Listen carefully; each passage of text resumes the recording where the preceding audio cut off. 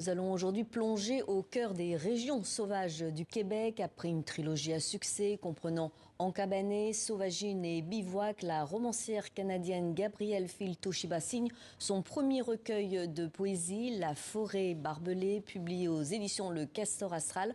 Bonjour, merci d'être avec nous. Vous avez vécu pendant 8 ans au cœur de la forêt québécoise à Kamouraska et c'est là que vous avez écrit votre premier roman Encabané. En 2013, vous avez 25 ans, vous quittez tout pour vivre dans une cabane. Pourquoi? C'était un besoin de se retrouver, de se reconnecter? Je frôlais, je pense, un épuisement professionnel. J'avais étudié, j'avais décroché mon baccalauréat, j'étais devenue traductrice juridique, j'avais un superbe bureau avec une grande fenêtre, mais qui donnait sur un mur de briques. Puis je me suis dit, j'ai peut-être besoin de vacances. Alors je suis allée à Kamouraska, ce lieu mythologique pour moi, il me venait du roman d'Anne Hébert. Et je suis tombée en amour avec la région, vraiment, avec le bord de mer où on peut voir des baleines, des oiseaux migrateurs.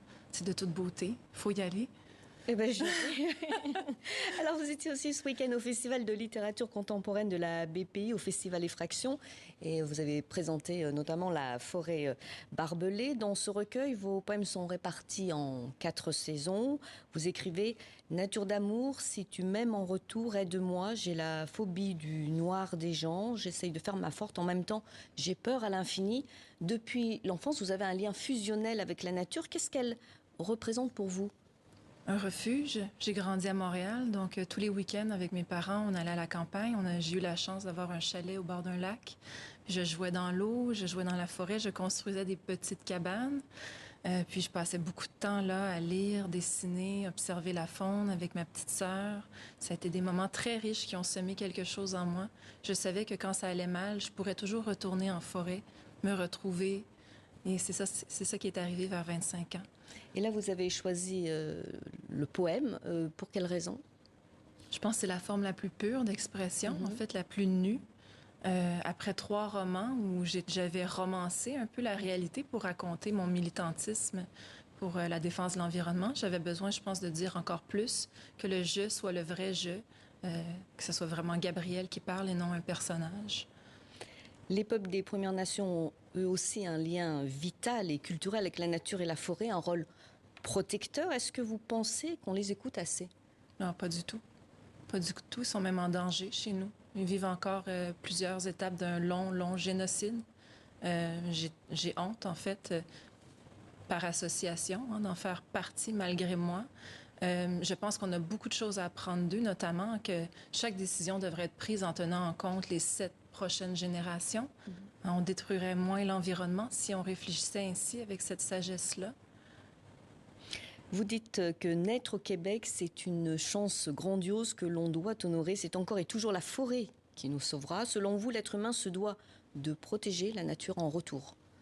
Tout à fait, c'est notre habitat, c'est notre mère, c'est même une déesse, à mon avis. La forêt barbelée, c'est un témoignage d'amour parce que moi, je me suis guérie en forêt. J'étais une personne excessivement stressée, angoissée. Puis j'ai trouvé un calme, j'ai trouvé la paix intérieure, puis j'ai trouvé la plume. Et vous êtes ressourcée également. C'est là où vous avez écrit donc votre trilogie. Et dans Bivouac, qui est le 3e volet de votre trilogie, vous dressez le portrait de militants qui s'opposent au projet d'un oléoduc, à la déforestation, ce qu'on appelle des éco-warriors. Qu'est-ce qui les pousse à être jusqu'au boutiste? L'urgence.